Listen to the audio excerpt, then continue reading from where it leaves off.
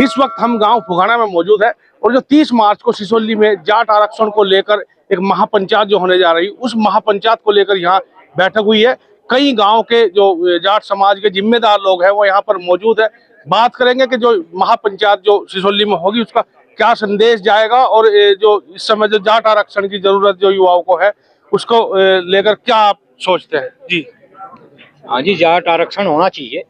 हर किसी का यही विचार है कि जाट आरक्षण होना चाहिए जी हाँ जी। अच्छा, केंद्र में आप यहाँ आए हैं तो हाँ जी मकसद है जिस तरह हाँ जी मकसद है, इस पे आवाज भी है जाटों की। सभी जाट संगठित होकर चलेंगे और आरक्षण लेंगे। अच्छा, क्या लगता है कि जाट एकजुट? हाँ जी, एकजुट होगा। हाँ जी, आज भी एकजुट है। कई बार पहले भी हुए बिखराव हाँ जी, हुआ नहीं, बिखराव देखो, आपसी कोई बात हो जाए बिखराव हो जाए, बाकी कोई बिखराव नहीं है। जाट एक मंच पे है। हाँ जी।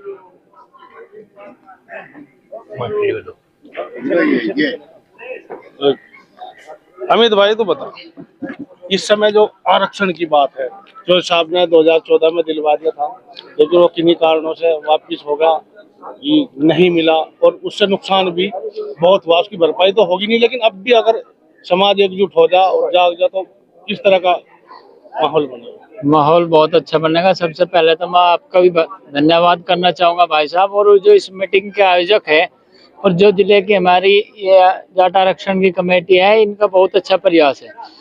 पर मैं वो भी लोग देख रहा हूँ जो साहब के योगदान से और जो पहले जो भी टीम थी उन सब की टीम से की मेहनत से जाट आरक्षण रंग लाया था, जाट आरक्षण मिला था। और कुछ हमारे जो होनहार छात्र थे उन्हें योग्यता के आधार पर उनकी प्रोन्नति भी हुई थी, उन्हें नौकरी भी मिली थी।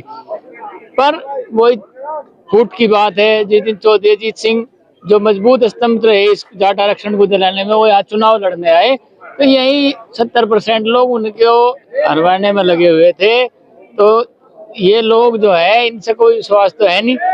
अब 10 साल ये सत्ता में रहे, जो भी इनके आगे स्थानीय सांसद थे, मंत्री थे, तब तो इनके याद कहीं जाट की कोई बात नहीं आई, आरक्षण की बात नहीं आई।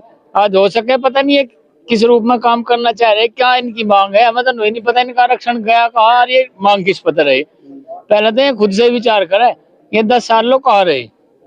किसी एक आदमी ने आवाज उठाई हो, सब जाकर भाज के मिल जाओ थे। कोई गृह मंत्री तो मिला था, कोई मुख्यमंत्री तो मिला था, कोई भाई अपने नहीं उसमें भी आरक्षण का उसमें भी जो है दिया गया लालच। जब गृह मंत्री से दो चुनाव में 2014 और 2019 के में जाट समाज के लोग इकट्ठे होकर गए तो वहाँ भी यही बात आई आरक्षण की, और जो गृह मंत्री उन्होंने कहा कि आरक्षण देंगे।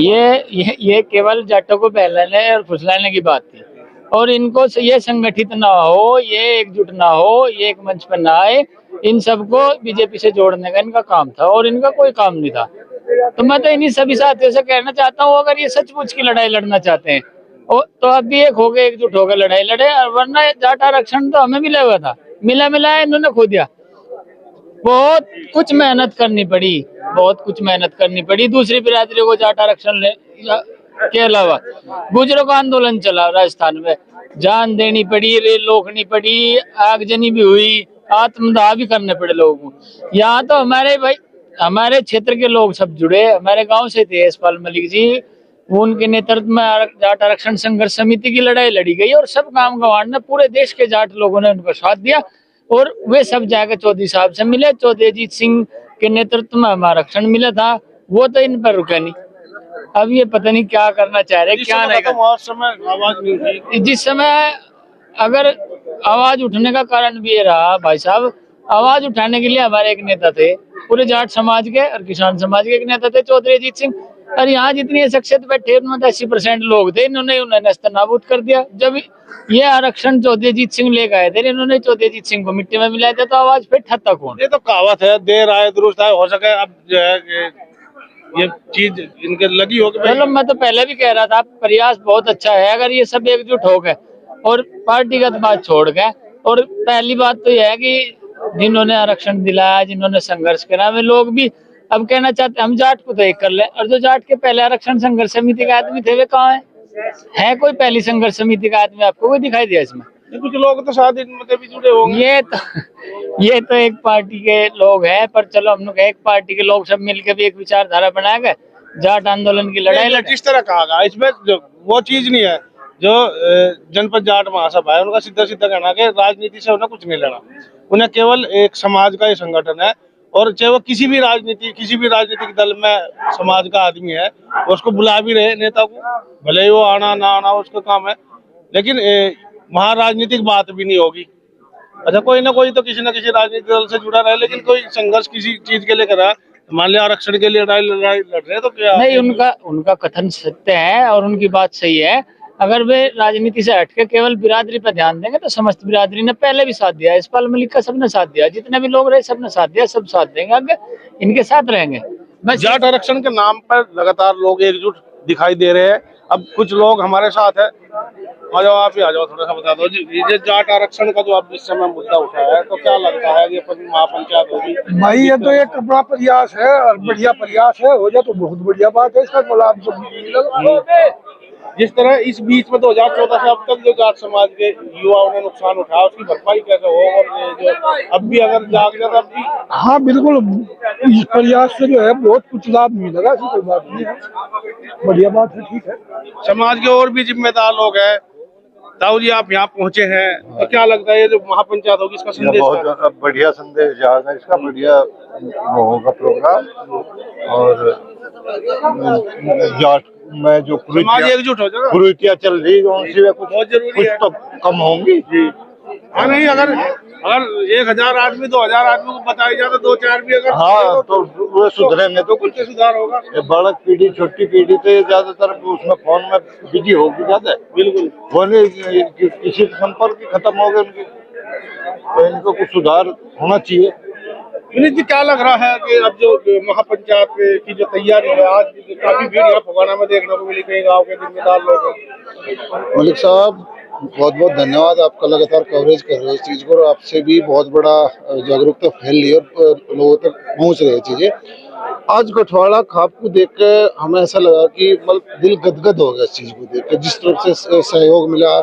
थोड़ा सा हम इधर से घूम फिर नहीं पाए थे, उधर क्षेत्र में लग रहे थे, तो हम बहुत दिन से प्लान कर रहे थे गठवाड़ा खाप में पहुंचे भाई वहाँ, क्योंकि बड़ी खाप है और हमेशा सहयोग किया उन्होंने आंदोलन में से, किसी भी टाइप का कोई सामाजिक कार्यक्रम हो, आंदोलन हो, पंचायत हो, बढ़ चढ़ कर हमेशा गठवाड़ा खाप में सहयोग करो। आज जिस तरीके से यहाँ भीड़ हुई और आदमी आए, बड़े आए, बुजुर्ग आए, युवा आए, सब टाइप के आदमी आए, और जिस टाइप से अपनी बात रखी, उससे हमें बहुत आत्मविश्वास मिल रहा, उत्साह पैदा हो रहा है इस चीज़ के कि भाई हमारी जो बड़ी खाप है, बहुत मान्यता है इस खाप की, तो वो भी बढ़ चढ़ के अब इसमें हिस्सा लेने जा रही है। पहले से रही है, इनका तो इतिहास है, कोई डाउट वाली बात थी नहीं इसमें, तो बड़ा बढ़िया माहौल लग रहा है। अब जितनी उम्मीद कर रहे थे उससे ज्यादा, और अभी जब भी प्रधान जी ने भी कहा कि भाई लाइन लगा दो खरड़ से और फुहाने से, लग रहा मतलब एकजुट होते दिखाई दे रहा है। अब तो मलिक साहब 110% लग रहा कि एकजुट होगा, एक धागे में पिल जाएगा पूरा जाट समाज, और बहुत बढ़िया तरीके से आवाज हम रखी जाएगी, पहुंचाएंगे, और उम्मीद है कि सरकार भी इस चीज को सुनेगी। तो यही उम्मीद है कि भाई सरकार सुने, क्योंकि बात रख रहे हैं हम, पंचायत रख रहे हैं, कोई सी बड़ी तो बात इसमें है नहीं, अलग से वो कर रहे हैं या फिर किसी टाइप कोई आंदोलन है, पंचायत है, राइट टू असेंबल का हमें अधिकार भी है सरकार की तरफ से, वही हम कर रहे हैं, असेंबल होकर अपनी बात करके भाई सरकार को बताया था कि आपने कहा था कि जाट को केंद्र में आरक्षण दो, उसका आपने वादे भी करा था, उस वादे को पूरा करने का टाइम आ गया, ये लो हमने अपना एकजुटता दिखा दी, हमारा जाट समाज जाग गया, एकजुट हो रहे हैं, अब आपके पाले में गेंद है, उसके बाद नहीं होती तो आगे की रणनीति उस हिसाब से करेंगे। तो सब क्या लग रहा है अब जो जाट आरक्षण सभी आरक्षण फिर उठी है, सभी आरक्षण लेकर रहेंगे, और हम जितने भी जाट हैं सब एक हैं। धर्मगिरी बालिया ने जितना अच्छा काम किया जो आज तक किसी ने नहीं किया, तन मन धन से 30 तारीख को पूरा गठवाड़ा सिसोली में तो जाएगा, लाखों की संख्या में जाएगा। हमारा हक है, हम हक ले रहे हैं, किसी का छीन नहीं रहे हैं। आरक्षण के साथ साथ जो सामाजिक कुरीतियां हैं उनकी भी बात है। इस समय देखने को मिल रहा है कि हर गांव में रोजगार है नहीं, बेरोजगार युवक है, किन्हीं कारणों से नशे की लत पर जा रहे हैं। जो हमारे जो युवा जो उस पर जा रहे हैं, इससे भी संदेश मिलेगा कि हमारे युवा जो हैं अपने माँ बाप के बुजुर्गों की सेवा करें और नशे से दूर रहें। इसमें भी हमारा बहुत प्रभाव पड़ेगा इस पंचायत से, हमारे समाज पे। अच्छी बात है जी, जाट एक रहेगा तो सारे काम होंगे जी। हाँ जी, एकजुट तो होगा, लेकिन बहुत सारी जो समाज में जो बुराइयां, इस पंचायत में सब जागरूक हो जाएंगे, इस पंचायत को देखकर सब जाट समाज एक हो जाएगा। लग रहा है एकजुट होगा। हाँ जी, हाँ जी, हाँ जी। बिल्कुल। पहले भी कई बार एकजुट हुए लेकिन फिर बाद में किन्हीं नहीं, कारणों से अलग अलग अब का दूसरी बात है, पहले कुछ और थी, अब का सब एक रहेगा, आगे चल कर सब एक। जिस तरह यहाँ फुगाना में काफी संख्या के जो जाट समुदाय के लोग इसमें इकट्ठे सब हुए, खा- उसमें दौड़ लगे, इसमें तो खा- उसे खुशी की जाट बात है। चाहे वो किसी उसमें जुड़े हुए हो, ये संगठन एक है, एक ही रहेगा। ये यूनियन का हो चाहे कहीं कहीं हो, सब साथ एक। और इनका बड़े भाई हैं विजयपाल, हाँ हाँ। बात करेंगे कि अब जो लंबे समय के बाद एक बार फिर जाट आरक्षण की मांग उठी। पहले गांव खरड़ से ही उठी थी, यशपाल मलिक जी ने काफी संघर्ष किया, लेकिन बीच में किन्हीं कारणों से फिर 2014 में आरक्षण मिला, वो छूट भी गया। बस पहली बात तो छोड़ दो भाई, कहाँ के हुआ के नहीं हुआ, किसकी खता रही, वो समिति की रही, सरकार की रही, किसकी रही, लेकिन दोबारा से फिर कर जाट समाज संगठित हो रहा। और जो ये जाट सभा बन रही, तो इसमें सभी का सहयोग है, बड़े उत्साह से सभी लोग काम करेंगे और संगठित होकर सभी सिसोली पहुंचेंगे और आवाज पूरे जोर शोर से उठाई जाएगी। अच्छा, केंद्रीय सेवा में जो नौकरी की बात है, तो कितना नुकसान जाट युवाओं को उठाना पड़ रहा है? इससे बड़ा नुकसान और कुछ नहीं हो सकता जितना नुकसान इस बिरादरी को पढ़े लिखे होने के नाते, पढ़े लिखे होने के नाते, अच्छे विचार होने के नाते, इतना सुदृढ़ विचार इस बिरादरी का है, इससे अच्छा विचार किसी बिरादरी का नहीं होता। लेकिन इसे सबसे ज्यादा नुकसान भी इसी बात का है कि अच्छे होते हुए भी फिर भी इसे आरक्षण नहीं मिला और ये पीछे रह गए। तो इसलिए जो आवाज उठी है, ये समाज को अग्रणी करने के लिए और इसे आगे निकालने के लिए, इनका भविष्य सुधारने के लिए बहुत अच्छी आवाज है। इससे अच्छा कोई कदम हो नहीं सकता। क्या लग रहा है कि समाज एकजुट हो जाएगा इस साल? समाज बिल्कुल एकजुट होने के लिए तैयार है। पीछे कुछ खामियां रही, उनका पीछे कुछ जिक्र नहीं है, उनमें कुछ खामियां रही, वो सीमित रही और उन्हें सब पीछे छोड़ दिया, भूल गए लोग बाग, और दोबारा से फिर संगठित होकर इसी में काम करेंगे और बिल्कुल मिलकर रहेगा, बिल्कुल मिलकर रहेगा। मास्टर जी, आप पढ़े लिखे हैं, काफी प्रयास भी आपने नौकरियों के लिए किया, तो क्या लगता है कि आरक्षण न होने की वजह से कितना नुकसान? आरक्षण ना होने की वजह से जो है ना जाट बिरादरी को बड़ा नुकसान हुआ। इसमें जो है ना कुछ पार्टियों का की वजह से भी हमें आरक्षण नहीं मिल पाया, वो आपसी मतभेद रहने के कारण। लेकिन मैं तो ये कहूंगा एकजुटता होने के कारण आरक्षण मिलना चाहिए।